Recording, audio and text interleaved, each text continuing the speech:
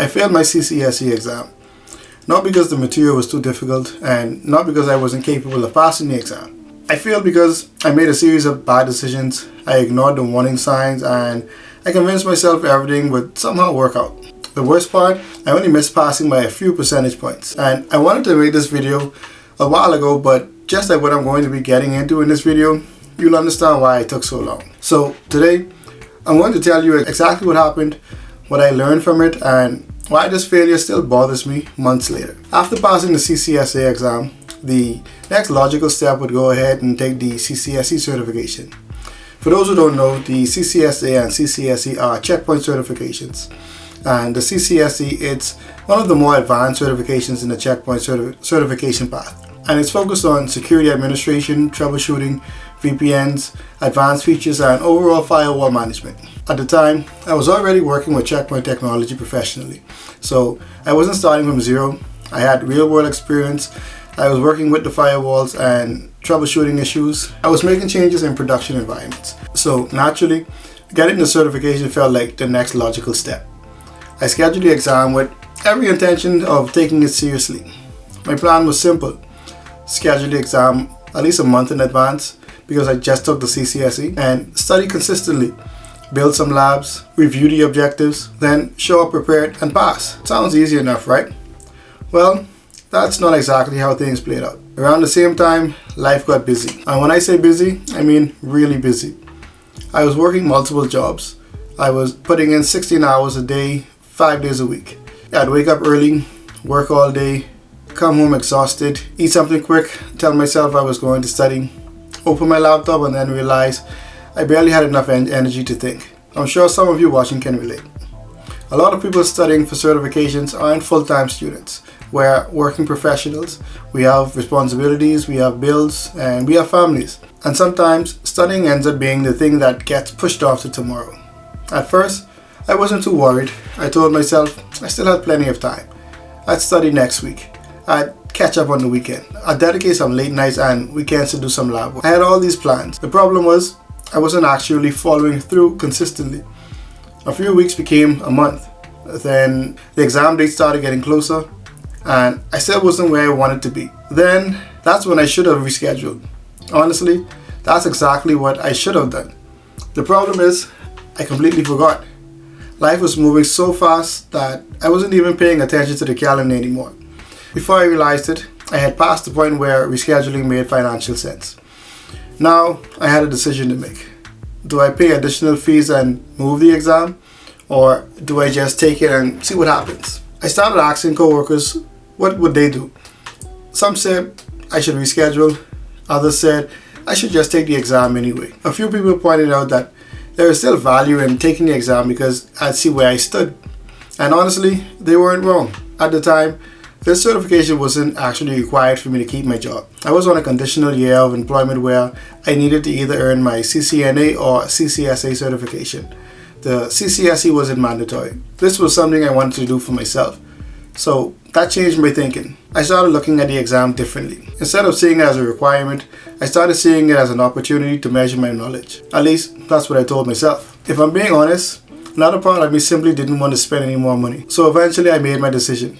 And looking back, it probably was the worst certification strategy I've ever had. I decided to wing it.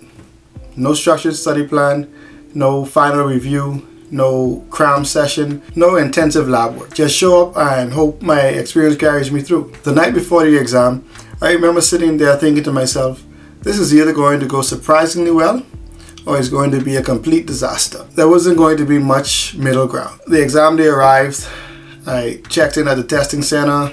I sat down, I took a deep breath and started answering questions. Almost immediately I realized something interesting. I knew a lot more than I thought I did.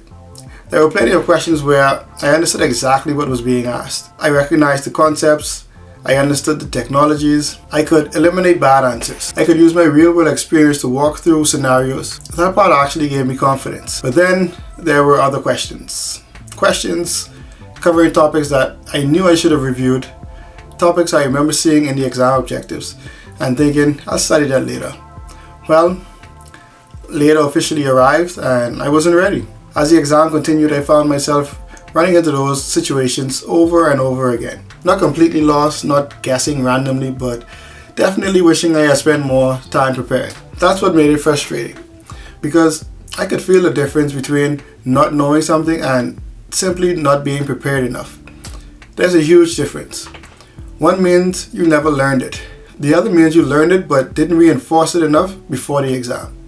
And unfortunately, certification exams don't care about the difference. A wrong answer is still a wrong answer. And about halfway through the exam, I started doing mental math. You know the feeling when you're trying to estimate whether you're passing or failing? I started thinking I was right on the edge. Not crushing it, not bombing it, just hovering somewhere around the passing line, which is probably one of the worst feelings you can have during an exam. When I finally reached the end, I submitted my answers and waited for the score.